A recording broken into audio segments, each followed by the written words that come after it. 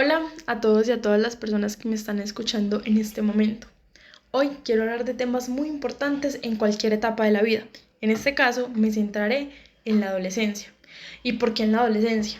A pesar de que en la niñez también hay problemas, también surgen situaciones, también hay complicaciones, en la adolescencia, ya que es un paso de la niñez a la adultez, hay muchos temas importantes de los que se deben hablar, hay muchas confusiones, hay muchas condiciones naturales, porque realmente son condiciones naturales en nuestra mente y cuerpo. Entonces, ¿de qué vamos a hablar el día de hoy? Bueno, primero les quiero hablar de la ansiedad, la autoestima y la depresión y cómo estos se relacionan entre sí. Hay que tener algo muy claro. La gente relaciona mucho el término de ansiedad con miedo y puede que en un punto sí tengan alguna relación, pero la ansiedad y el miedo son cosas totalmente distintas. El miedo es una emoción primaria que tiene una función como todas las emociones primarias. ¿Cuál es esta función? El miedo nos enseña que los recursos con los que contamos para afrontar las situaciones son menores a los que la situación requiere. La ansiedad no es una emoción, es un estado que la persona presenta, es un estado que es natural pasar por él. La ansiedad se genera gracias a una glándula que se llama glándula pituitaria que inunda el cuerpo con hormonas cuando inicia la pubertad. ¿Qué nos genera? Genera un conflicto interno, reacciones y sentimientos abrumadores que parecen difíciles de manejar. La pregunta aquí es, ¿ansiedad como proceso normal en la adolescencia? Sí, la ansiedad es algo por lo que todos tenemos que pasar en cierta etapa. Como digo, empieza a generarse en la adolescencia. ¿Qué pasa? No se puede dejar que eso se convierta en depresión. La ansiedad sin gestionar, sin ayuda, puede ser un puente para la depresión. ¿Por qué se puede relacionar esto con la autoestima? La ansiedad, muchas de sus causas son el estudio, problemas amorosos, situaciones familiares, expectativas con el futuro y un vacío existencial. La inseguridad es uno de los primeros síntomas que pueden desencadenar esa ansiedad, al sentir que no somos suficientes o que simplemente nunca podremos hacer algo lo suficientemente bien. Leí sobre un estudio realizado a 97 estudiantes y sus edades estaban entre los 12 y 16 años. Querían demostrar que entre la ansiedad y la autoestima sí había una relación. Y sí, los resultados dieron que entre mayor la autoestima, menor es la ansiedad. Y entre menor la autoestima, mayor es la ansiedad. ¿Y por qué se da esto? Primero tendremos que saber qué es la autoestima. La autoestima es esa proyección que nosotros mismos tenemos sobre nuestra imagen y la aceptación que nos damos, incluyendo nuestros pensamientos, sentimientos y experiencias. El tema de la autoestima en los adolescentes se vuelve un poco conflictiva, ya que esa proyección está un poco distorsionada. ¿Y por qué? Ya sabemos que el cuerpo se inunda con hormonas cuando inicia la pubertad y hay un conflicto interno.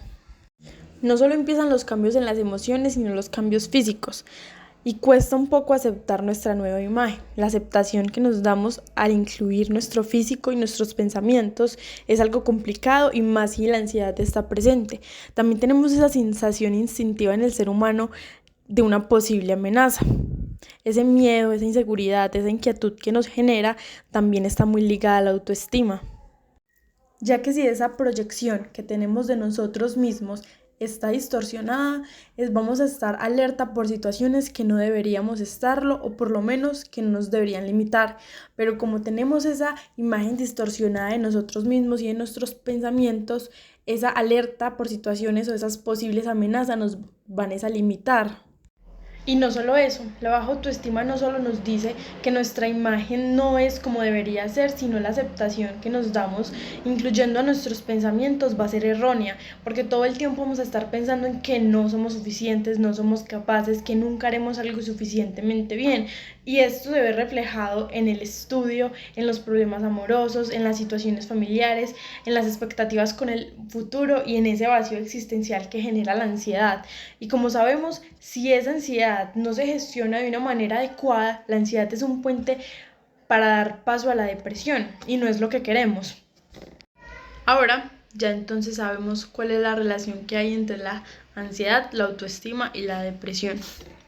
Ahora quiero empezar a hablar desde un punto de vista ya no teórico, sino como un adolescente que sabe que son problemas de autoestima, que sabe que son problemas de ansiedad y que de verdad ahora, después de haber leído documentos, de haber leído trabajos, de haber visto la unión que tienen, entiende muchísimas cosas.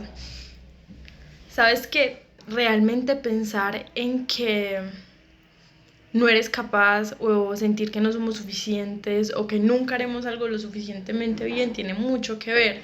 ¿Por qué? Porque todo el tiempo estás queriendo llenar algo que ni siquiera tú sabes qué es. Todo el tiempo estás pensando en si haces esto bien, si haces esto mal. Ni siquiera esperas a que llegue ese momento de hacer las cosas, sino que ya desde antes te estás predisponiendo y dices, y será, y será, y será, y si pasa esto, y si no pasa esto. Obviamente es totalmente normal, por ejemplo, antes de una exposición sentir esos nervios, sentir la ansiedad de me irá bien o me irá mal, pero es una emoción que se tiene que dejar ahí, o sea, pasó, se gestionó, se pensó un momento y ya. No es una emoción que tú tienes que estar pensando cada 5 minutos, que cada 5 minutos piensas un escenario diferente, que te imaginas cosas que ni siquiera tienen sentido, porque hay cosas que uno se imagina y ni siquiera tienen sentido dentro de lo que estamos pensando o haciendo. ¿Y qué pasa? Tú, al no saber gestionar ese estado, le estás dando el permiso de que te controle. Tú no estás controlando ese estado. El estado que es la ansiedad, porque como lo hablamos anteriormente, la ansiedad no es una emoción, sino un estado, te está controlando a ti. Ese término me lo dijo alguna vez un psicólogo y eso es estar en automático. Estamos tan acostumbrados a estar en automático, en automático, en automático, que ya, por ejemplo, en mi caso, yo desde antes de despertarme por las mañanas ya estaba pensando y pensando en mis escenarios que no tienen nada de sentido, ni siquiera con lo que iba a hacer ese día. Pero yo estoy imaginando escenarios de diferentes temas, con diferentes emociones. Y era incluso antes de despertarme. Y ya desde que me despertaba estaba pensando, pensando, pensando, estaba en automático porque yo no gestioné eso de una manera adecuada, porque yo dejaba que, yo no ponía un alto. Y mi psicólogo es un término porque yo le decía, o sea, eso son cosas que yo no soy, me estresa pensar esto, me frustra pensar esto porque yo no soy esto, yo no quiero esto para mí, yo pienso en eso y eso no me hace feliz. Entonces, ahora, o sea, ahora viéndolo reflejado en todo lo que investigué, tiene mucho sentido. Mi psicólogo me dijo, Manu, a ti te da ansiedad por ansiedad. O sea, el hecho de tener ansiedad fue tan grande que me daba ansiedad tener ansiedad. O sea, todos los pensamientos y todas esas emociones y todo ese conflicto interno que yo tenía me generaba aún más ansiedad. ¿Qué empecé a hacer? A contrastar con la realidad. Contrastar con la realidad es muy importante porque, bueno, tú dices, yo no soy esto. Pensar esto no me hace feliz. Si yo de lo que es mi realidad en estos momentos no me siento conforme o siento que lo que estoy pensando no es real, digo, está bien, pasó, lo pensé, pero si no eres esto, entonces ¿qué eres? Entonces yo, por ejemplo, hubo un tiempo en el que yo empecé a pensar, ¿y si mi pareja me es infiel? ¿Y si mi pareja me es infiel? ¿Y si mi pareja me es infiel? Y en un momento eso cambió. Empecé a pensar, ¿y si yo le soy infiel? ¿Y si yo le soy infiel? ¿Y si yo le soy infiel? Entonces eso ya era como un chip instalado en mi cabeza. Eso era un chip porque yo ya no podía salir a la calle. Yo no podía salir a la calle, yo no podía ver un chico, ni siquiera que me atraía, porque la verdad podría haber cualquier chico, hombre, tenía que ser hombre. Yo creo que esa es como la característica más significativa. Yo ya decir, yo, ay, si yo le sería fiel con este, y si yo le sería infiel con este, y si yo le sería infiel con este, o si sería capaz de besármelo, o si sería capaz de... No, o sea, la fidelidad es una decisión. Está bien, yo no digo que yo nunca voy a ser infiel, ni mi pareja nunca me va a ser infiel, porque la verdad es que no, nadie tiene certeza de eso. Pero el hecho de no poder salir a la calle por estar pensando eso, no, o sea, yo empecé a contrastar con la realidad porque era algo que ya me estaba haciendo daño. Yo decía, yo, bueno, puede ser, no voy a decir que nunca voy a ser infiel, pero en estos momentos estoy bien, o sea, quiero a la persona con la que estoy, la respeto, me respeto a mí, no solo por la persona con la que estoy, sino que yo me respeto a mí. Para mí, eso no es solo fallarle a la persona con la que estoy, sino fallarme a mí misma. Entonces, suena muy fácil y la verdad, incluso cuando empecé a contrastar con la realidad, aún era difícil contrarrestar la ansiedad porque eso no es algo que tú pienses un día y ya, o sea, se fue ese pensamiento, se fue esa emoción, no. Es algo que se tiene que trabajar día a día, que cada que te ataque tú contrastas con una realidad y puede que de vez en cuando vuelvas a sentir el mismo pensamiento, pero te aseguro, o en mi caso no fue igual. Puede pasar ese pensamiento por mi cabeza, pero ya no es de esa forma que no puedo ni salir a la calle porque ver un chico me afectaba. Y sí, todos los procesos diferentes, pero lo más importante es eso, iniciar un proceso y ni siquiera por los demás, por ti, porque ¿a quién afecta la ansiedad? A ti. La ansiedad, ¿qué genera?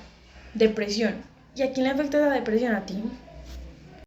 Y no quiero realmente que suene tanto como un coach motivacional, porque la verdad es que no, yo soy estudiante de psicología y me gusta hacerlo y mientras he estudiado realmente uno se autoanaliza a fondo más que cuando uno mismo va al psicólogo, pero veo mucho que en esta sociedad, en esta época y en esta etapa de la vida, nadie cree en nosotros. O sea, los adultos no nos tienen fe, no creen en nosotros. Y qué mejor que callar bocas. Y no por ellos, por nosotros. Bueno, yo creo que esto ha sido todo. Y a gestionar esas emociones.